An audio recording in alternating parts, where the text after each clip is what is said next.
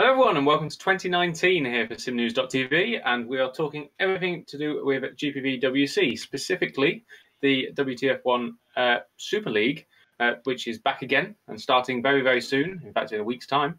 You'll be able to catch everything on this channel, all the races have been live, but we're going to go through everything you need to know ahead of the season, what's changed, what's going on, all the teams that are coming up, what's happening and who's driving, what can you look forward to. An awful lot's happened in the off-season, so we shall crack on with that. I can't do that on my own, so we've got some lovely guests with us. Our mainstay for the Super League show, we've had Mr. Ben Willis with us. Hello. Hello, Ben. Obviously, the only surviving member of the original trio. Somehow made it into 2019, so congratulations to him. Obviously, I'm not Jake Sanson. Apologies. So I'm having to stand in against the Scrutineer. Don't apologise. In the meantime, though, we have got somebody, you might not see quite as much on camera, which is kind of amazing. And look, he's very still. It's Mr. Will Ponissi. Hello, everybody. Director extraordinaire of GPVWC and now Nordsjøen manager still, if we're counting that, and probably our most successful manager in the Super League ever. Yeah, for the time being. I hear there's a few pretenders to that title. Not that, hopefully, the title that will be with me for a while still. Wouldn't mind retaining it. So we thought, who's better to bring along and put opinions across than yourself? We thought we'll get you on board, and you can show us actually what you do know about this league, and Super League.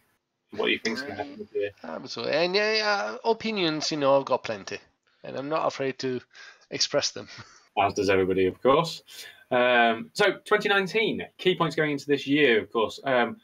In the manner that if you don't know about GPV at all and the Super League, it's a development system. It's the most realistic team series you can get in sim racing, using the Rfactor 2 platform, which is the most realistic sim you can probably get. Arguably, but we won't get into that on this show. We won't go that long. But let's just assume that for now. But it's not just about the drivers in this. It is about all the teams and they develop the cars, they develop the engines, they do all this other stuff. But ultimately, it is very much down to, still we have drivers champions, we have teams champions. It's very basic in that way. It kind of follows Formula One in that respect. It's probably as close as you can get. There is a lot of change. If you followed us in 2019, welcome back. Nice to see you. We obviously did something right. And so we've got an awful lot of changes to you. There is a completely new mod, new car, big physics change in that respect.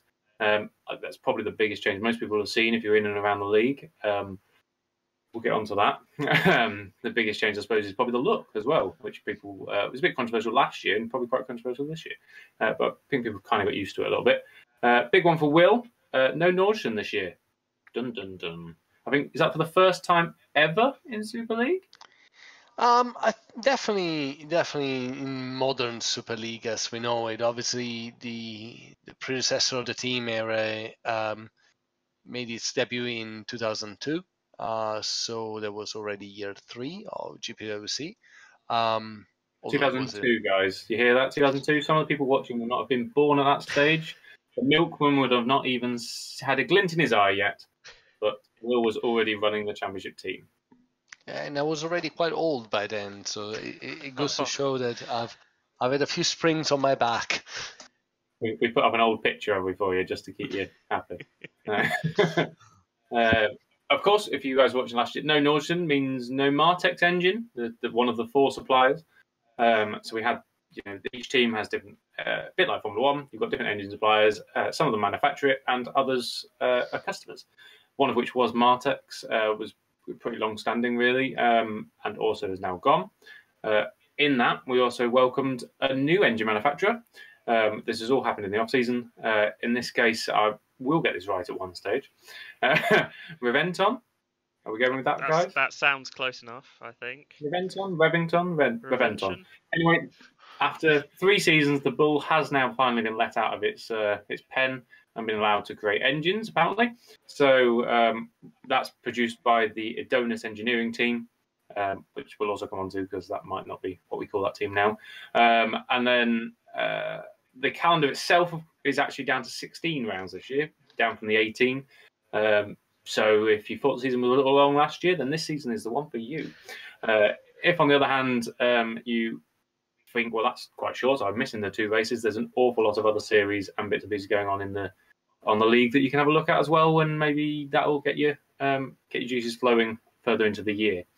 Anything else to add, guys, in the off season? I think that's kind of the big key points for me. Yeah, I agree. I think that's most of the key talking points. I mean, obviously, you mentioned the car. That is a huge change this year, especially the physics. A lot of drivers were, let's say, not the biggest fan of the physics last year. I think it certainly created a big divide, especially down to setup as well. There was a lot of work around setup to get it right. This year, at least personally from my experience and from speaking to a few other drivers, it feels a bit more natural, a bit more how you'd expect, a hybrid engine car to drive. Plenty of torque coming out of those rear wheels, making it a real challenge to drive at low speed. But I think that's sort of the biggest improvement this year is that car. It's going to be, really interesting to see how that works in terms of the racing, in terms of the strategy as well, especially with tyres. So that's probably my biggest change over the year. We probably should point out there, thank you very much to the mod team and Chris Williamson for heading that up and producing the car year on year as they do. I know an awful lot of work and effort goes into that, often very unpraised potentially, sort of in the background. So yes, as on behalf of Sim News, we're very thankful. And it has a halo this year as well. Controversial. I don't know. Do you like the halo, Will? Have you seen many of the cars so far? I know the mod's not out quite yet. It might be by the time that we're showing this, but currently it's not actually out. There's a lot of testing liveries and stuff, but liking the look so far? Yes, I do. I've seen a few of the cars. I've had a few sneak previews, and I've seen obviously some of the other series that have been announced already. And it is a different look, obviously, with the halo. I understand it may not be to everybody's liking, but as in Formula One, probably we'll very quickly get used to it, and it is something that in the effort of replicating what real life is, it is part of the way modern cars look, and we wanted to replicate it in the league as well. So I say welcome, and hopefully we'll see also some teams using it in a slightly creative way. That'd be quite interesting to see. Yeah, actually, hadn't thought of that. Suddenly rewriting how to do our livery. I suppose the other big thing we should mention in the off season for people that are not quite into the league, see bits and pieces on social media, maybe that sort of stuff, or maybe confused in the year going forwards. There's a whole new series which we're not going to really cover massively in this, but just to keep you guys aware, because we've got the WTF1 Superleague that we're talking about here, the highest tier, the one that's all the big guns race at, basically. And there is now a Super League Lights, which is sort of like a slightly watered-down version of Super League. The car is very similar to start with, but there's slightly less to develop, a little bit shorter races, things like that going on. Do check it out if you want to get involved and want to know a bit more, but in case you get any confusion or where's this team, why is that team not mentioned, that's because there is 2 separate leagues. Think of it as F1 and GP2 if you really want to go with that route. Probably a bit closer than that, but to give you a principle for tiers. Yeah, just so you're not confused. We like to make it simple for people here. We are simple folk at heart, aren't we, really? So it's kind of that sort of thing factored in. We're going to go through all the teams because there's some changes and an awful lot of driver changes kicking around as well. Some of you will have seen bits of pieces of news. We're going to give our opinions as we go through. You may not like it. You may like it. Sound off in the comments. Come and say hello. We will have a read. I may even message you back on my Scrutineer show in a few weeks. Who knows? I'm quite known for that. So it's always exciting to get involved in the community. Head over if you like all the stuff you see on here, you can always head over to GPVWC.com. You can also catch it on all the Discord. Get involved. Just start chatting away to people. There's an awful lot of friendly people on there to help you get involved in the community in some way, even if it's not as an elite racer in this series. There's plenty of other options. Just ask Ben. Wow.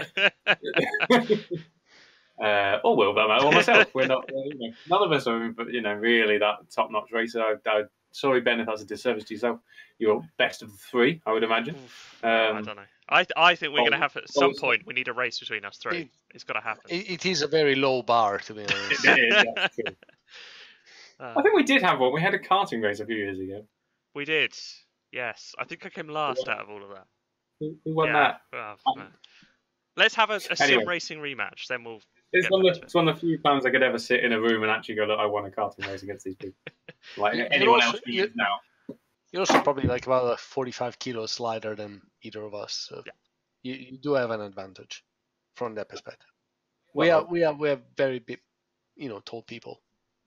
Tall. That's the problem. Okay. Anyway, let's move on. I feel. No, move on. See, Jake would never have done this. So, let's go through the lineups. We shall head in. We'll do alphabetical order, shall we? I think that's what we're doing. So we shall head with. Well, I'm going to have to sit out a little bit of this, but we're heading into ACR first. Our reigning champions, teams and drivers for the past 2 seasons now. Of course, makers of Valiant engines for the past 4 years. An awful lot going on there. Alex Siebel stays in the car, defend his title. Unlike last time when Rudy didn't stay in the car to defend his. Risto Capit, though, does make way. And someone that Will is very familiar with, the 2-time Super League champion of David Feiduk, moves over from Nordsjøen, the now defunct Nordsjøen, over into the ACR car number 14. That car 14 has made 3 world champions in the past 4 years. The other one to that, by the way, was David Feiduk.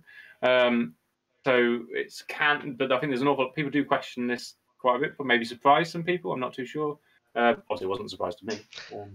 But I'm going to have to kind of take a side step to this one, I think. Hand over to you guys on how you think the team's looking ahead of the season. I like to think we're doing a decent job, but hey, nobody really knows until race 1.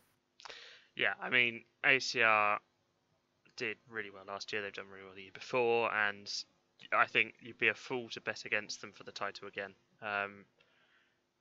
You just looking at the lineup, that's so strong. Alex Siebel, reigning champion. David Feiduk, 2-time champion. I can't wait to see the battle there, actually, between those two. I think it's going to be a really close battle.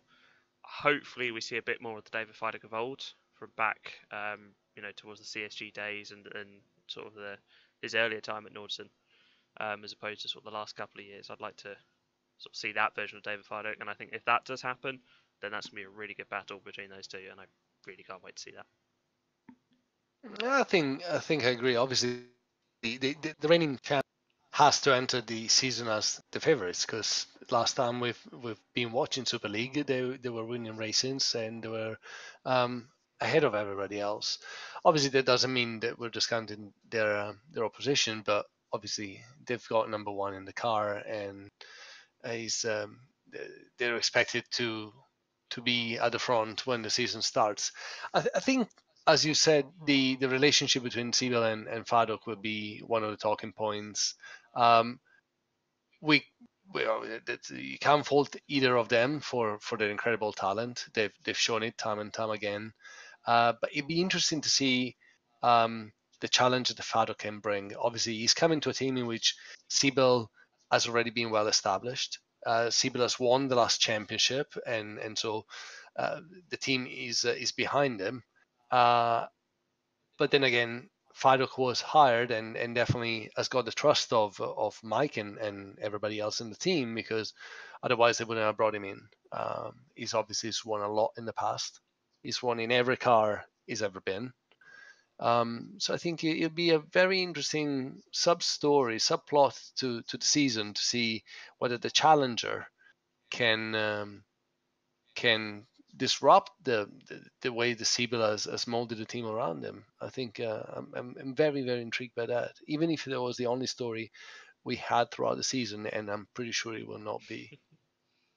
Yeah, I mean, the talk there was making it sound rather easy for us between teammates. I do not think that'll be the case, but I'd love it to be, of course.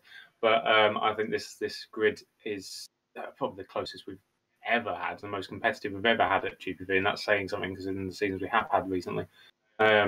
So I'm under no illusions this is not going to be an easy season at all, and the drivers are in exactly the same position. I think we've sort of we're kind of lucky in a way that David became available. I mean, that it's very rare to have a driver of that caliber suddenly become available to drive within the same series, particularly at that experience level. I think there's Brit to probably drive for the team full time, which is interesting. We've had odd ones, but like as a full time, quite interesting for me. So I'm excited about the season. I'm going to keep swiftly move on. But thank you very much for the nice words, everybody. Blah blah blah. We shall move forward. So. I mean, you cannot fault the drivers in that team. I mean, you can look at management and. Damn, man. Of course. Oh, blow. I know you're more used to delivering burns than receiving them, but that's fine. My team still exists. Right. Let's move on to Edge, who became the title challengers last year. They've been around a little bit now under the Walters name and now the Edge brand. Also expanding out into different areas as well from this league, so they're becoming much more well known as a brand as well, Edge Esports. So it's year 3 in Super League. Last year did take ACR all the way to the end, near enough. I think the big thing for me that they've managed to do is Petter Burlak back in that car again. To me, last year, at the start of the year, I don't think it was quite either it was adjusting to the league or the car, or it was or he had other things going on. I'm not quite sure. He wasn't at the Petter Burlak that we knew that he could be from elsewhere. But come the end of the year, he really was, and he was up there challenging, if not, beating the ACRs. So putting him in that car really does make a big difference to me. And then his partner kind of threw me a bit. We had covered it on Sim News before that we thought it might actually have been Mohammed Patel. His name was on the car for one point. Whether or not that was originally the plan, that's changed, and that means the team's not very prepared, is a slight question mark to me. But the person that they have put in the car is a great driver as well, in that he's been partnered by Daniel Kiss, which is probably potentially new to people at GPV. If you're not sure of him, just a quick Google and other large sim racing organisations that we shall not name for licensing purposes, maybe. Over elsewhere, he is quite big in those things, and him and Petter actually been working together in a separate series currently. So there is some partnership there, of course. And they have the Quasar engine at Edge. So whereas we had the Valiant, which we didn't actually mention at ACR, but they have the Quasar engine at Edge as well. And it does have a customer this year. Last year it had no customers at all, which is quite an expensive thing to happen. Will we all know all about that? But this time they do actually have a customer in the form of Mad Kate. How are we thinking Edge are looking? Are they title challengers again, or able to do that? Yeah, definitely title challengers again. I think that combination of Petter Burlak and Daniel Kiss, as you say, they've got previous experience elsewhere. And again, Daniel Kiss is a known talent at other leagues as well. So as long as he can get used to the car quickly and hit the ground running, then I think they can really bring the fight to ACR. And I think that's going to be a really good battle for the whole year. I was interested and rather surprised to see that Jarl Tyan had stepped down from a primary to a reserve. I don't know if any of you guys know a bit more about that, but that did sort of surprise me a little bit. I don't know if that's because of commitments elsewhere or such. But as far as I understand, he's obviously still part of the Edge team, but I think he's actually racing on other platforms and such. Okay. At a high level. So, fantastic driver still, and great if they can just call on him, a moment's notice if they need somebody to step in, something along those lines. You do need a good third driver. It's very rare that a team manages to get the whole season with just 2. But normally, Will would know the stats slightly better than me, but it's normally a team a season. Traditionally was Nordsjøen for a few years, but yeah, normally one team, maybe 2 tops, gets 2 drivers to the end. So you do need to go on that third driver. And yeah, it's interesting that he's seen that his if it was his choice or the team's choice to put him back down to that, I imagine it's his. Yeah. And hopefully Kiss can get up to speed straight away. If he has the same problem that Burlak maybe had at the start of last year, that could, in what looks like a very tight grid, a few poor races can really make a big difference this year. Exactly. I think one point that you made about Jarl is that it provides Edge with the depth they need to really mount a challenge. Obviously, Petter is back. It won't have the same amount of getting used to that he had last season. He'd be able to hit the ground running straight from the first race, which is what perhaps at the start of last season. Obviously, they will have a new driver in Daniel Kiss, but with Petter and Jarl as well in the wings, I think he'll have the support that he needs to be able to put the talent to use right from the start. Where I would be very interested to see how Edge performs is more on a general level, on a global level, because of all the commitments in other series. So obviously, it's a team that is growing massively.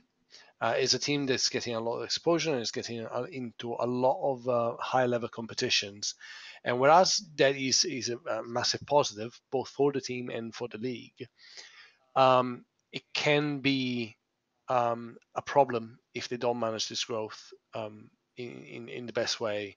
There's always the risk of stretching themselves too thin.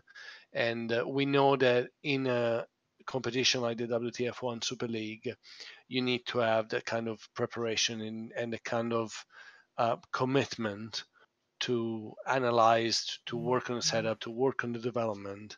And it'll be interesting to see. I mean, obviously they've got an extremely experienced manager in Andreas Wouters, and I'm sure that they will do a great job. But that will be the main risk for them at this stage in the team development.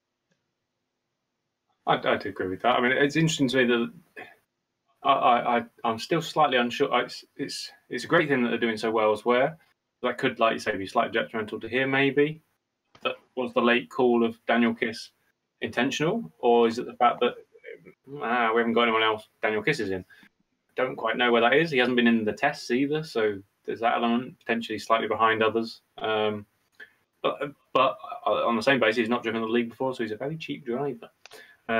Factors in slightly to the budgets and stuff that we have within the league behind the scenes can play a factor, particularly if they're, the engine manufacturer side of stuff is costing them maybe. It's quite difficult to tell. Financials aren't public or anything like that, so yeah, would be quite interesting. But I think they've got to be up there as a challenger. I think we everyone agrees those two drivers would be some of the best on any grid on any given day.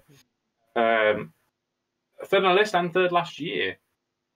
We have, I don't think we've had that before, have we really? But anyway, third on the list and third last year was Evolution. Their first year, so got to be a standout first season for the German team. And they took the first win as well in their first year. Well, that became quite a thing this year in 2018. And a good amount of podiums as well. Dennis Jordan runs the team and the driver. I think he's one of the few on the grid that does that. And they've sort of kept the lineup that they had at the end of the year when it's Dennis Jordan and Janik Bock. Both of them drove sort of the second half of the year as a replacement for Tom Parker, where they did score an awful lot. In fact, they probably could have had more wins than one, actually, but I do remember a couple of races where they were on pole and things like that. So there was an awful lot. Okay, but it's whether or not now the question is, last year sort of third was probably best of the rest, if you wanted to call it that way. It was quite a two-horse battle towards the end. Can Evolution make that step into the top level and battle the ACRs and the Edges of this world? Is what 2019 will be found out. Second year is always that difficult second album, they always say, don't they? It's always difficult to follow up on the first. Do we think we're quite there? I know there is a small question mark people are making about Bock, whether he's actually going to race or not, but as far as we're told, he is. He was announced, so yeah. Fair enough. I would like to see these guys competing for the title. I think if Yannick is driving, him and Dennis are two extremely fast drivers. They know how to win, as proven by last year, and they know how to fight at the front. If they can carry that across a whole season, get the development right, get things like that all sorted. They've got Tom Parker back as a reserve this year, who he's a quick driver. He knows what he's doing with a Super League car. If all those three elements work together, then dark horse for the title, I think. There is this question over Yannick Bock, though, in that he doesn't seem to have a contract yet. He hasn't turned up for any of the tests. Is he going to be driving? We don't know yet, in which case that throws everything wide open.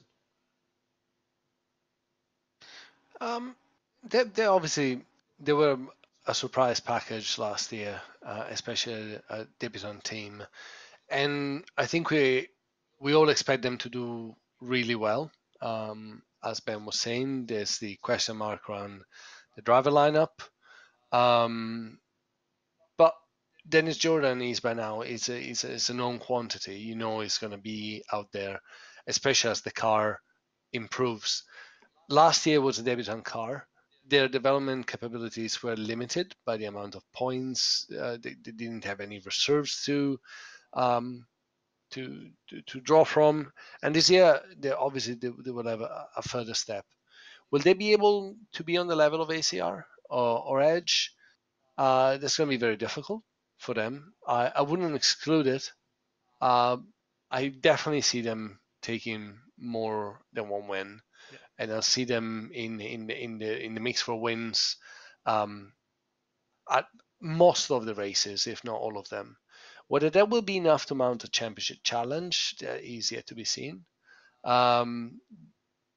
Probably they won't have the same experience of fighting at that level as an ACR has, because they haven't done it year in, year out. And those marginal things over a still fairly long season can make the difference. But it will be an interesting story to watch, and definitely see them maturing into perhaps one of the packages to beat for 2020. More of a building year in that case, but I think there's a good few surprises that can be sprung there. I always like it if a team does manage to keep a lineup from the end of one year into the next. That's always quite a nice little. It shows the team's sort of like togetherness at least as well, and they're not necessarily, they're focused on the league. I quite like that. So yeah, in that eye, of course. And they've they're not an engine manufacturer though, so they have picked the Valiant engine this year, against my better knowledge, but there we go. We'll get into that, no doubt. Next up, another surprise package, I suppose. If only, I'm not quite sure which one eclipsed which, really, but nonetheless, Epic. Epic Racing, they had a win straight off the bat. They actually we're coming into Australia, where they won it last year. So, I don't think have we had a win on debut before? It's a bit mad, but anyway, it's fantastic. If not, it's very rare.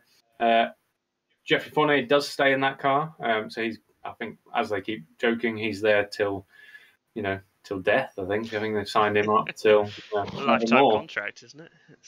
I think so. I think it's a rolling lifetime contract, and then his firstborn joins the team. But this time, what was a big surprise to me in the off season though is that it looked as though they effectively took over Eval. So Ryan Kilk, who was arguably their number one driver there, jumps over and partners Fournier with his team manager and partner and ex-now owner of Eval, Argo Tidere, also as his race engineer, as part of the management side of stuff. To me, that is Epic really building on last year. That's them seeing, what they were potentially missing. They had a problem with the second driver partway through the year anyway. And so it's actually building on that to make that title challenge, which they're obviously going to want to try and do from fourth last year and winning races. It's building that team forwards, and I think identifying that, Ryan Kilk had some very good performances last year. I think a couple of fourth places in, let's be honest, not a very good car in the Eval. It was underdeveloped.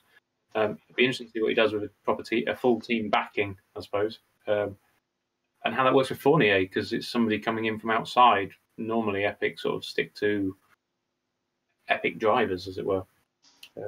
Any thoughts on that, guys? Can they do it? Yeah, it's almost a bit as if the eastern wind has swept through the whole team with the influx of Estonians turning up.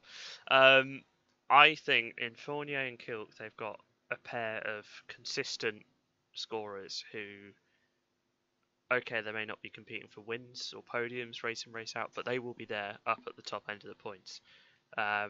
And having that is brilliant for a team, especially in their second year, trying to solidify and build on what was a remarkably successful year one. So I wouldn't be surprised to see him again up at sort of the top midfield area in that constructors standings. And if they can do that, then I think that's a really good achievement.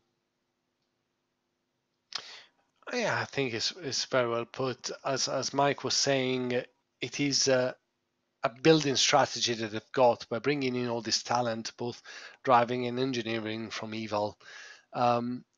Epic last year had a typical trajectory that a new team can have. It starts really strong, and obviously as the development points and perhaps even the funds start dwindling, they sort of took a step back.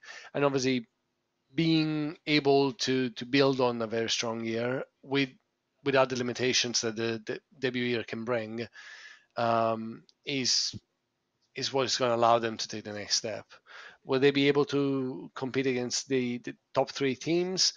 Right now, as things stand, I think they'll just be right behind them.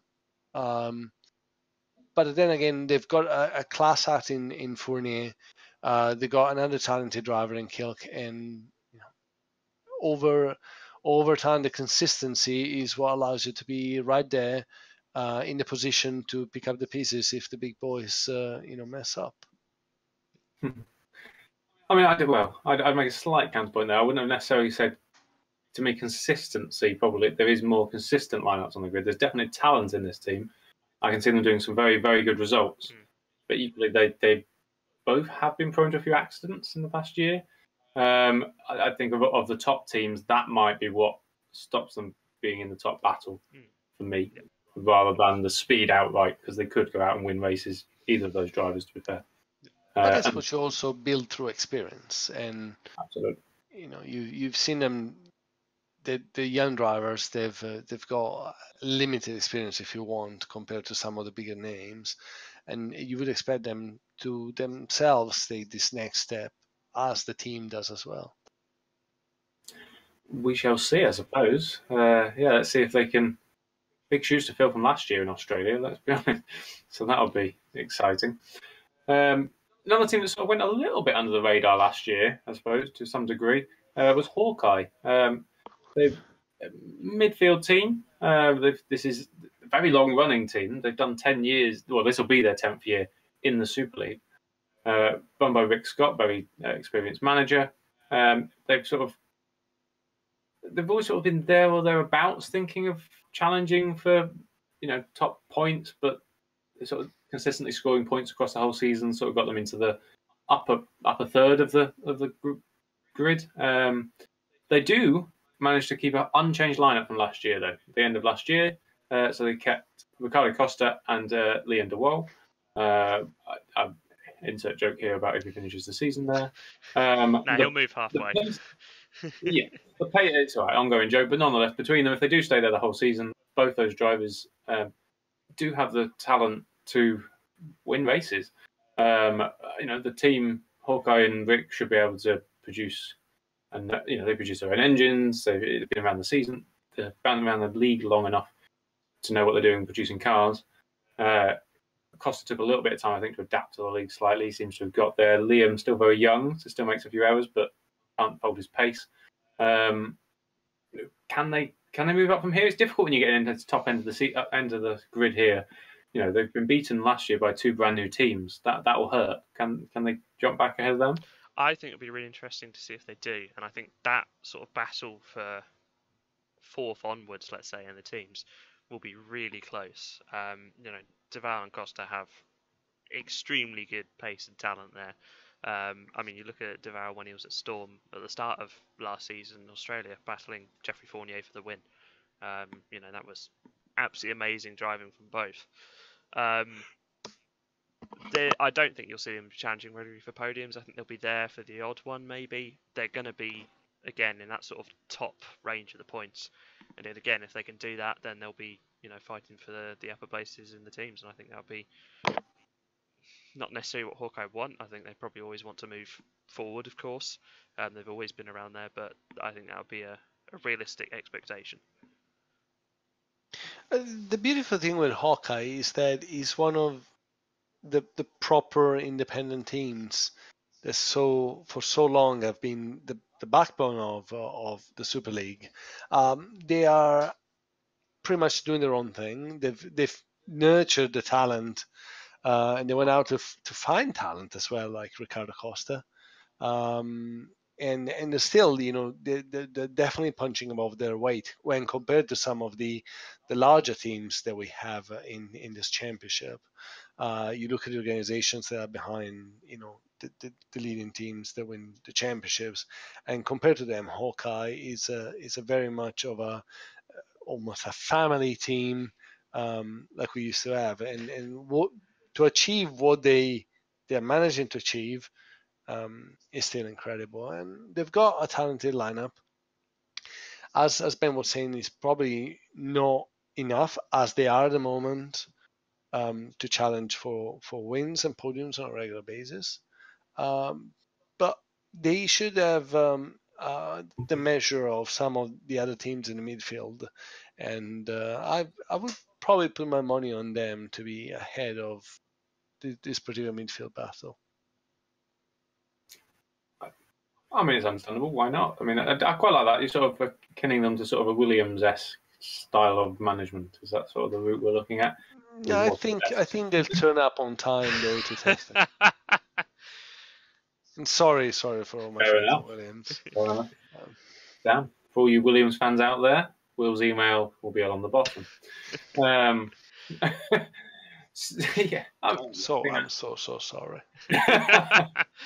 No, you're not. Yeah, so I think Hawkeye, it's sort of taking a sort of traditional place at the moment. Sort of like you said, they've got some talent to nurture there, and it could swing the odd surprise. Likewise, though, we've got another team that's also in its 10th year now in the Super League, and that's Rfactor.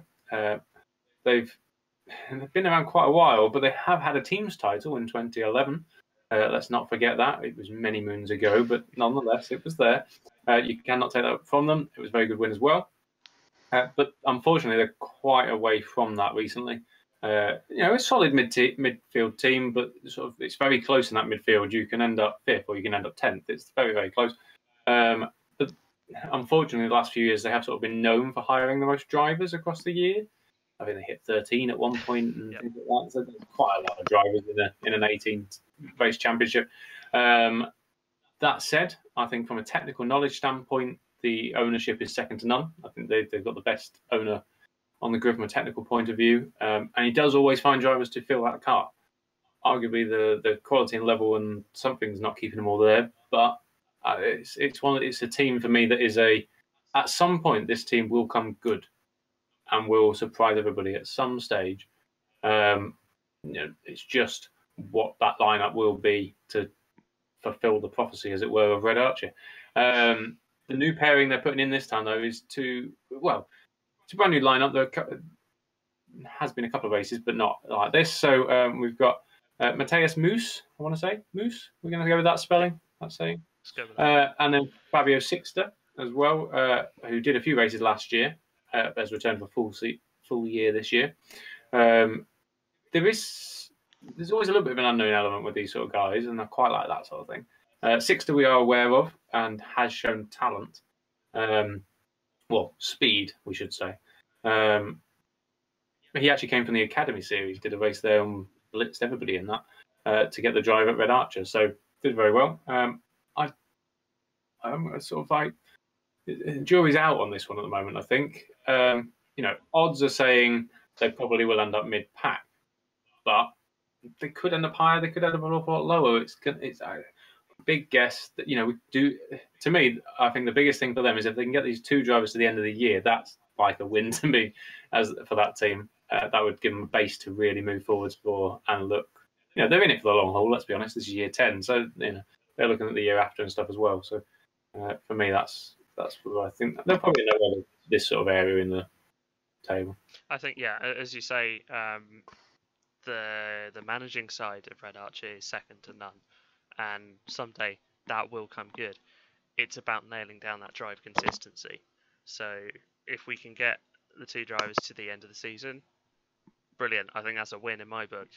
And as you say, Fabio Sixter has shown some, good speed elsewhere, especially in the Academy Series. Whether he can translate that to the Super League car is another question. And again, we don't know much about Matthias Moos, so that's going to be an interesting storyline to see over those first few races to see where Rfactor sort of fall into the pack. Where are they? Which does it makes it a hard one to judge, really.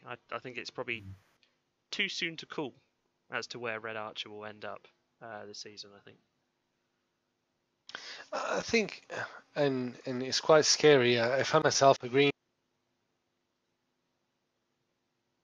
But yeah, I think Red Archer, Ben put it perfectly. In terms of management, Nikos Evangelidakis is somebody who knows the ins and outs of the competition as probably better than anybody. He knows the development system. He knows the finances. He knows what it takes to succeed. And obviously, they have won a championship. But when they did, they had a solid lineup. A solid lineup that pretty much didn't change all season except for the odd occasion, probably when a driver was away or unavailable. But it was a solid lineup. It was able to develop the car to their liking throughout the season. It was able to learn and get the momentum going until they were unstoppable for the year. And that is what has been lacking so far since that year. Consistency and stability. They may sound like a cliche, but in a competition like the Super League, they're extremely important, and this team has been lacking it. It is time for them to find a lineup they can build on, a lineup they can trust, and a lineup they can make the best out of what is consistently a good car. If they do that, they can have a chance. Perhaps not this year to be at the very front, but they can build on something that can get them there. Surely, being ahead of the midfield battle would be the achievement this team should aim for, because they've got everything on paper to do so.